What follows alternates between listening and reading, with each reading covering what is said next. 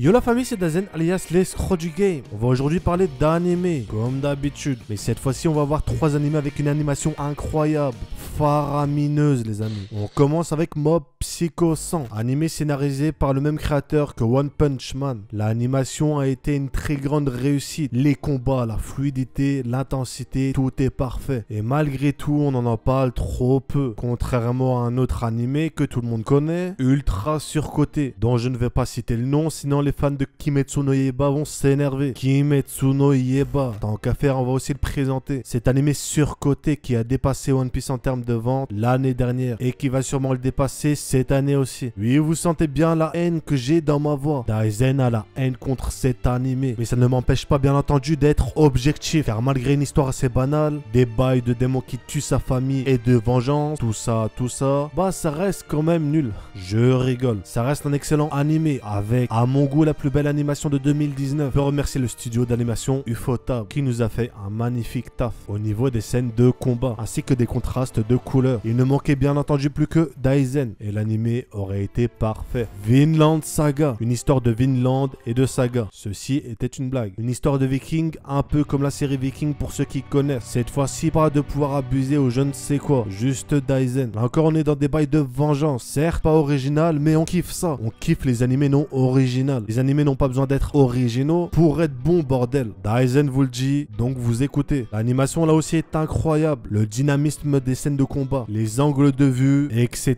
Tout est bien fait. Le développement des personnages est là aussi incroyable. On voit le personnage principal évoluer. Et ça, les amis, on aime, bordel. Il ne perd jamais son objectif de vengeance de vue. Et ça, c'est aussi incroyable qu'un chat qui fait une crise cardiaque, les amis. Une crise cardiaque. Fat Zero. Là, on rentre dans le très haut du panier. Pour moi, Fat Zero, enfin, vous pouvez même mettre Fat Unlimited Blade Work, dont j'ai déjà parlé dans une de mes vidéos, eh bien, est la meilleure animation de la décennie. Oui, de la décennie. Il s'agit encore du studio d'animation Ufotable, qui pour moi est le meilleur studio d'animation japonais. Ils nous ont pondu que des classiques. Donc s'il y a un gars d'Ufotable qui m'entend, bah c'est cool frérot. Je t'aime. I love you. Niveau combat, mais bordel, j'ai même pas envie de vous dire il y a quoi de positif tellement il y a tout. Je vais quand même vous résumer ça en une phrase. 7 esprits héroïques qui combattent pour 7 maîtres différents afin d'obtenir le Saint Graal et d'exaucer le vœu de leur choix. Franchement, il n'y a pas énormément de combats, mais quand il y en a, bordel, c'est juste faramineux. Enfin, je vous laisse découvrir ça de vous-même. Shingeki no Behemoth. Là, cette fois-ci, on a des scènes de combat, à mon avis, en dessous de Fat Zero niveau animation. Mais ça reste quand même globalement magnifique. On sent à quel point les animateurs ont fait du bon taf. C'est tellement un plaisir olfactivement parlant que j'ai eu envie de manger l'animé. On a une fluidité dans l'animé rarement égalée. La légende raconte même que certains animateurs ont divorcé pour créer cette animation incroyable. J'abuse, clairement. L'histoire parle de Favaro, un escroc, un voleur et menteur. Un anti-héros quoi. Il est un peu comme moi. Et on va le voir évoluer et se prendre d'amitié avec une jeune fille assez spéciale dont vous découvrirez l'origine en regardant l'animé. Car j'ai la flemme de continuer le synopsis. Je vous avais prévenu, je suis un escroc. Fallait faire gaffe.